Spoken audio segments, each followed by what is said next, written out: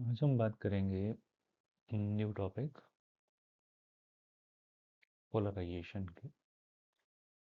इससे पहले हमने इंटरफेरेंस और डिफ्रैक्शन के बारे में पढ़ा। Both in case of interference as well as diffraction, the wave nature of light was established. wave nature के बारे में ही ज़्यादा जो स्ट्रेस रहा कि लाइट की नेचर जो है, light behave like a wave started from Huygens principle there.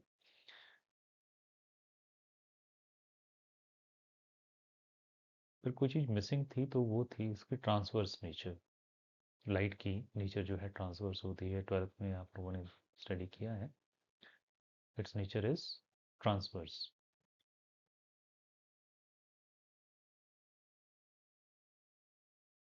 ये पर्टिकुलर डायग्राम आपने 12th में कहीं देखी होगी।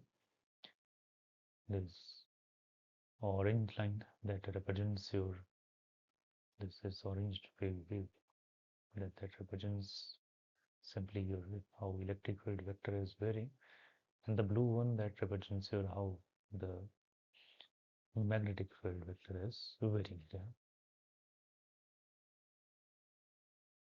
Okay. अगर आप यहाँ देखें, ध्यान से देखेंगे तो जो इलेक्ट्रिक फील्ड वेक्टर हैं और जो मैग्नेटिक फील्ड वेक्टर हैं, ये दोनों आपस में परपेंडिकुलर हैं और दोनों ही परपेंडिकुलर हैं डायरेक्शन ऑफ प्रोपगेशन के। अगर ये डायरेक्शन ऑफ प्रोपगेशन है, this x along x axis, x axis is the direction of propagation. चलिए इसको यहाँ देखते हैं। Both electric field and electric field vector and magnetic field vector, they are perpendicular to each other, दोनों perpendicular हैं और एक दूसरे के perpendicular तो हैं ही हैं, और डायरेक्शन ऑफ प्रोपगेशन के भी, अगर ये डायरेक्शन ऑफ प्रोपगेशन है तो इसके भी ये perpendicular हैं। In addition to this, Maxwell कहता है कि भी this ratio E upon B, this is B, E upon B, that equals to c, ये रेशो किसके इक्वल है? c, c is the velocity of light, means E equals to c times b, means E का जो magnitude है वो c times b है। c is a into 10 to the power 8 times b। तो electric field vector का जो magnitude है वो b के कंपैरेटिवली ज़्यादा है। तो इस केस में हम दो बात करेंगे तो इलेक्ट्रिक फील्ड वेक्टर की ही बात करेंगे, है ना। मैग्नेटिक फील्ड वेक्टर जो है is pretty small in comparison to electric field vector. तो यहाँ पे अगर आप देखेंगे तो लाइट, अगर this is the light, the direction of propagation of light, तो जो इलेक्ट्रिक फील्ड वेक्टर है तो उसकी जो है परपेंडिकुलर डायरेक्शन में, इन ऑल डायरेक्शंस, सभी डायरेक्शंस में आपका इलेक्ट्रिक फील्ड वेक्टर है, सभी डायरेक्शंस में है, राइट। तो इस तरह की लाइट जिसमें electric field vector is vibrating in all directions is called unpolarised light. इसको हम क्या कहते हैं? It is called unpolarised light. ये अनपोलराइज्ड लाइट है। अपनी कन्वीनियंस के लिए हम ये कर लेते हैं कि ये मान लेते हैं कि जो इलेक्ट्रिक फील्ड वेक्टर है इसको हम सिर्फ दो ही डायरेक्शंस में लेते हैं। पोलराइजेशन का जो फिनोमेना है उसको समझने के लिए सिर्फ दो ही डायरेक्शंस में लेते हैं। One which is in the plane of paper, ये जो एरोज आप देख रहे हैं, vertical up and downward arrows, these are in the electric field vectors which are in the plane of paper. और जो बीच में डॉट है, this represents the vibration, a similar vibration but which is perpendicular to the plane of paper, perpendicular to the plane of paper, जिसके बाहर की तरफ भी है इलेक्ट्रिक फील्ड वेक्टर और इसके अंदर की तरफ प्लेन ऑफ पेपर के पीछे बैक साइड पे भी आपका इलेक्ट्रिक फील्ड वेक्टर कुछ इस तरह से है, उसको रिप्रेजेंट कर दिया है डॉट से। तो ये जो अनपोलराइज लाइट है उसको हम अब किससे रिप्रेजेंट कर रहे हैं? We are representing it with just two vibrations there, one in the plane of paper and another which is perpendicular to the plane of paper there, ठीक है। और जब इस अनपोलराइज्ड लाइट को किसी पर्टिकुलर क्रिस्टल से हम पास करते हैं। जैसे हम बात करें यहाँ पे दिस क्रिस्टल, ये जो आप यहाँ पे देख रहे हैं, एक 1 2 3 4 5 6 हेक्सागन सी बनी है। This this crystal is called your tourmaline crystal. और जब लाइट इस टर्मलाइन क्रिस्टल से पास करती है, कौन सी लाइट? Unpolarise light. ये अनपोलराइज लाइट है।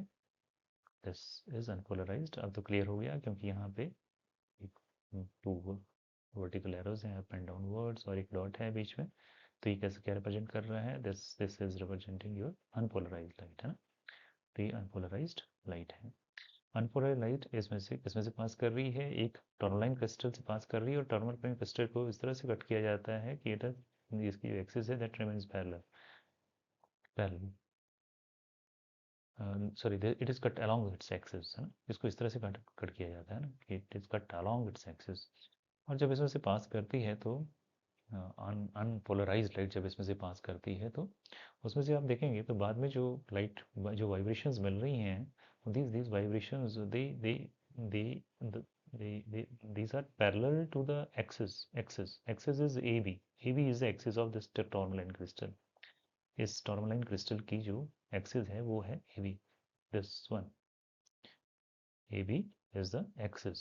सो एक्सिस के जो पैरेलल हैं सिर्फ उनको ही ये पास होने देता है, और बाकी जो भी वाइब्रेशंस हैं, तो वाइब्रेशंस तो ऑल डायरेक्शंस में थी ना, ऑल डायरेक्शंस में थी। हम तो सिर्फ दो में रिस्ट कर रहे हैं सिर्फ समझने के लिए, तो ये सब ऑल डायरेक्शंस में थी वाइब्रेशंस। तो ये जो सभी बाकी जो वाइब्रेशंस हैं, इनको ये एब्जॉर्ब कर लेता है, it absorbs all the vibrations. सब जो भी वाइब्रेशन थी उनको एब्जॉर्ब कर लिया, सिर्फ कौन सी रह गई? जो प्लेन ऑफ पेपर में थी, या फिर हम ये कहें क्योंकि हमने एक्सिस ही प्लेन ऑफ पेपर के इसमें रखी है, तो ये बिल्कुल जो प्लेन एक्सिस के पैरेलल जो वाइब्रेशंस हैं, सिर्फ वही वाइब्रेशन जो हैं उसमें से पास करती हैं। ठीक है। और इसमें से अगर हम बात,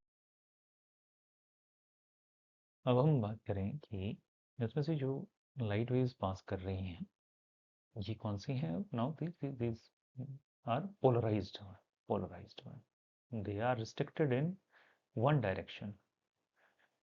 These vibrations, they are now restricted in one direction.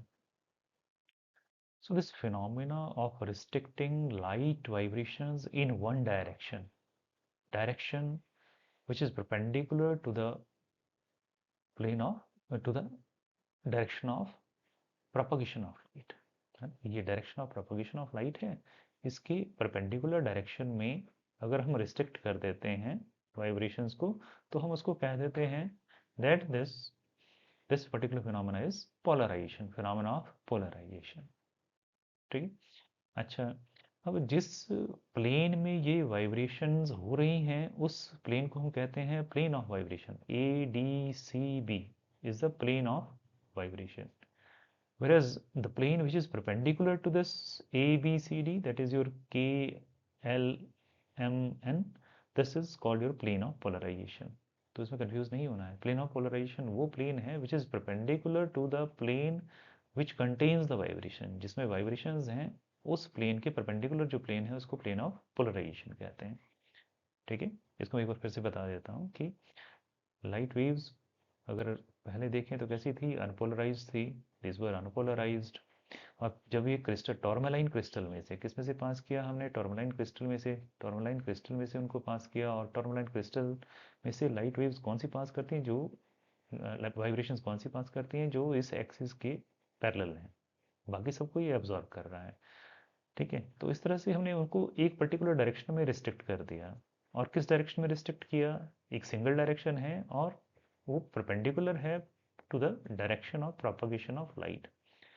ठीक है। तो this restricting light in a direction perpendicular to the direction of propagation of light is called polarisation. इस फिनोमेना को हम पोलराइजेशन कहते हैं। ठीक है। इसके बाद हम बात करते हैं, इसके बाद हम बात करते हैं एक्सपेरिमेंटली हम इसको किस तरह से प्रूव कर सकते हैं।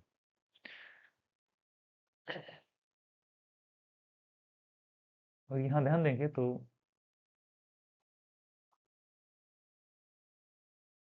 initially we have this unpolarized light, ये अनपोलराइज लाइट है क्योंकि यहाँ पे आपको डॉट भी दिख रहा है सेंटर में, और परपेंडिकुलर सॉरी जो vertical up and down arrows हैं वो भी दिख रहे हैं, तो अनपोलराइज लाइट है ना। तो ये फर्स्ट टॉर्मोलाइन क्रिस्टल से जब पास करती हैं ए से, है ना, first one is your A, this crystal A से पास वही करेंगी जो इस एक्सिस के पैरेलल होंगी। कौन सी एक्सिस के? दिस एक्सिस, इस एक्सिस के पैरेलल होंगी। तो एक्सिस के पैरेलल जो है वो ये, ठीक है। और बाकी सबको ये क्या कर रहा है? रेस्ट्रिक्ट कर रहा है, बाकी सबको ये रेस्ट्रिक्ट कर रहा है, ठीक है। तो now this light is polarized light. We have this polarized light with us. Now we insert another tourmaline crystal here whose axis is parallel to the axis, whose axis is this axis. Axis is parallel with the axis of the tourmaline crystal A. दो टॉर्मलाइन crystals हैं और दोनों की axis एक दूसरे के parallel हैं, है ना।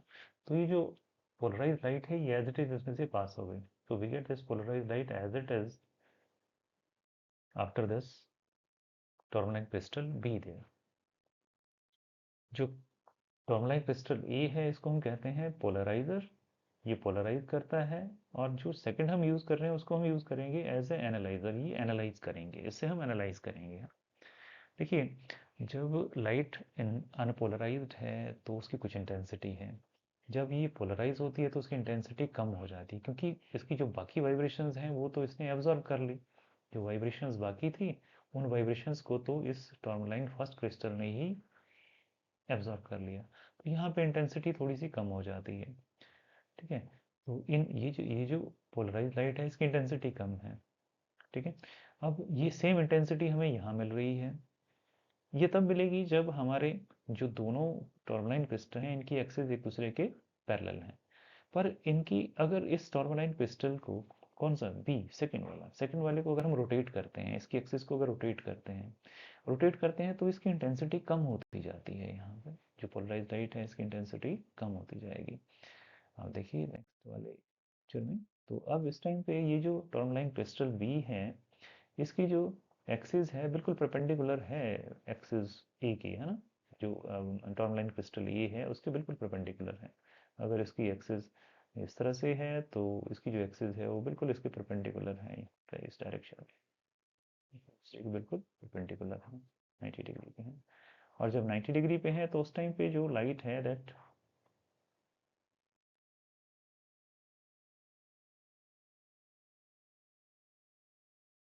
increases to a minimum value, almost no light will be there।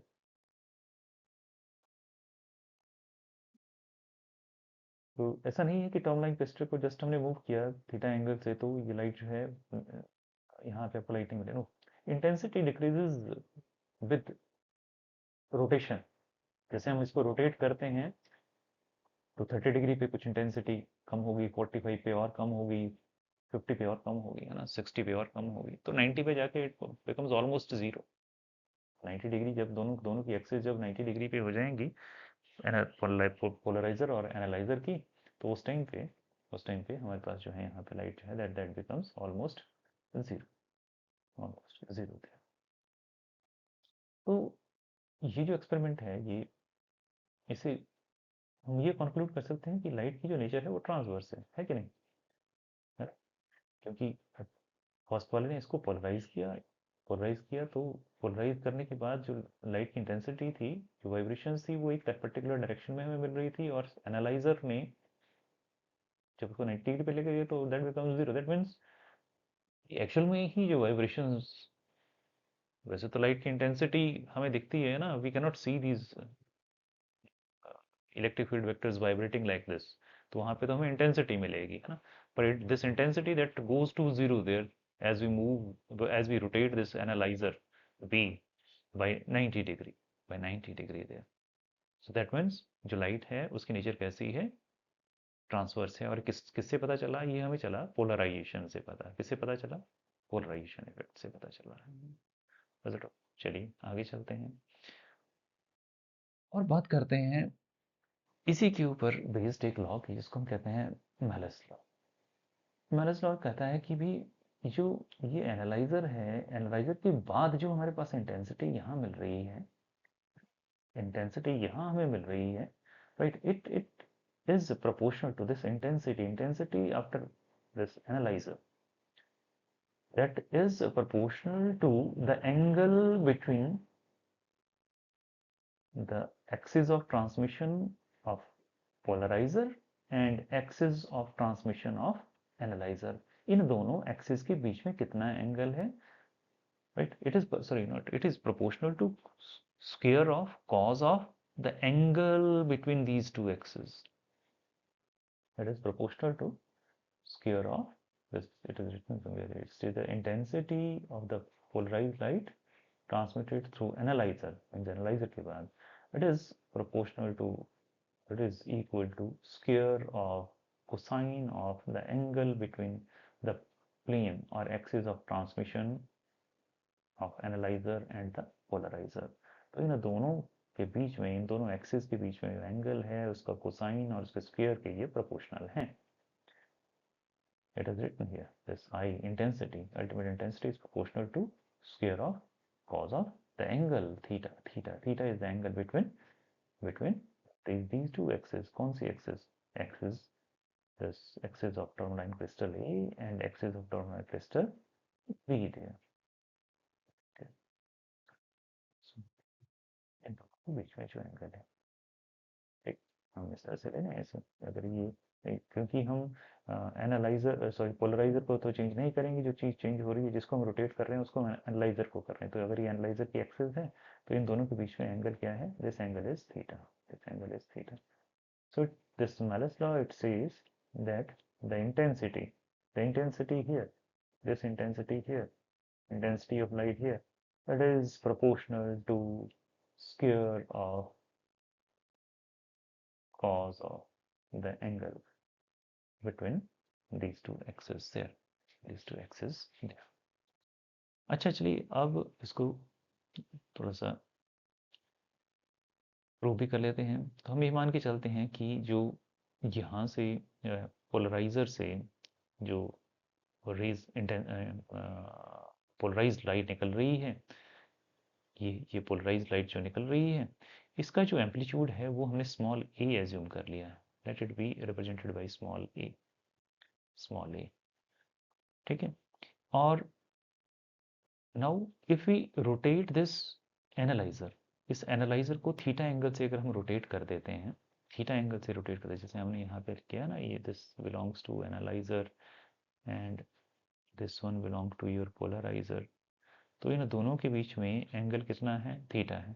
तो इसको यहाँ रिप्रेजेंट किया है बड़े अच्छे से. This one is the amplitude A after polarisation, this is your plane of polarization or axis of polarization, and this is your plane of analyzer.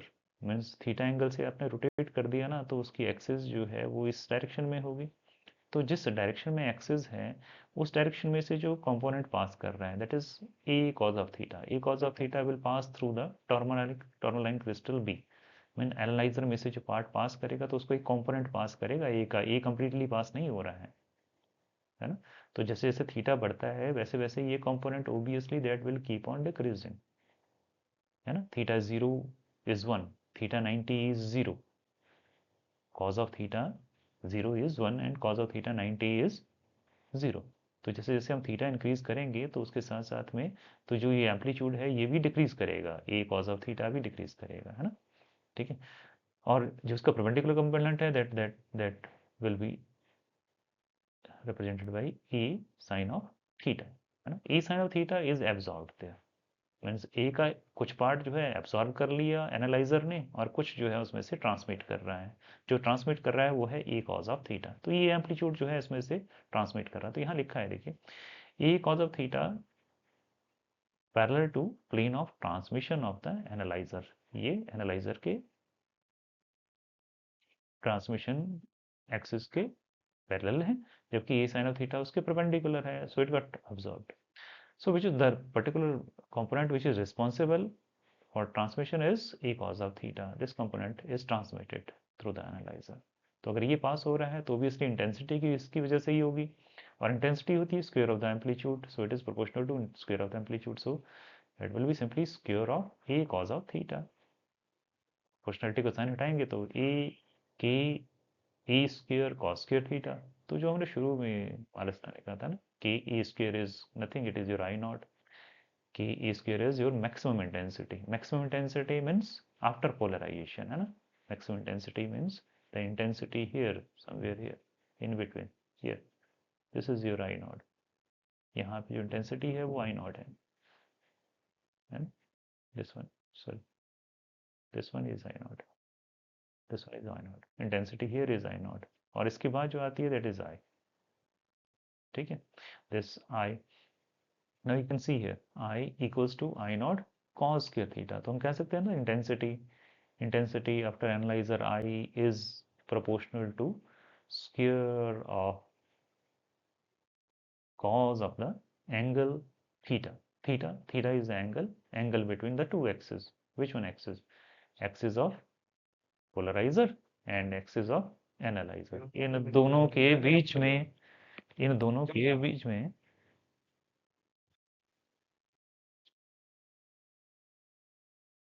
इन दोनों के बीच में जो एंगल है उसके, उसकी बात कर रहे हैं, दैट इज थीटा, है ना। ठीक है, और ये यहाँ से भी क्लियर होता है, if you put zero here, अगर इसको थीटा को जीरो पुट करोगे you will get this I equals to I naught. Theta zero means दोनों एक्सिस एक दूसरे के पैरेलल हैं, दोनों टर्म लाइन क्रिस्टल की एक्सिस एक दूसरे के पैरेलल है, theta is zero, so I equals to I naught. और जब when both are perpendicular to each other, अगर दोनों एक दूसरे के 90 डिग्री पे हैं दोनों एक्सिस, तो दोनों के बीच में जो एंगल है that is cos of 90, cos of 90 is zero, so I equals to zero at that time. यहाँ पे डिस्कस भी किया है ऐसे। so this ends today's topic। और इसके साथ में एक छोटा सा वीडियो है इंटरनेट से मैंने किया है, तो थोड़ा सा ये आपको हेल्प करेगा इसको समझ, इस पर्टिकुलर टॉपिक को समझने के लिए, इसको आप देखें ध्यान से।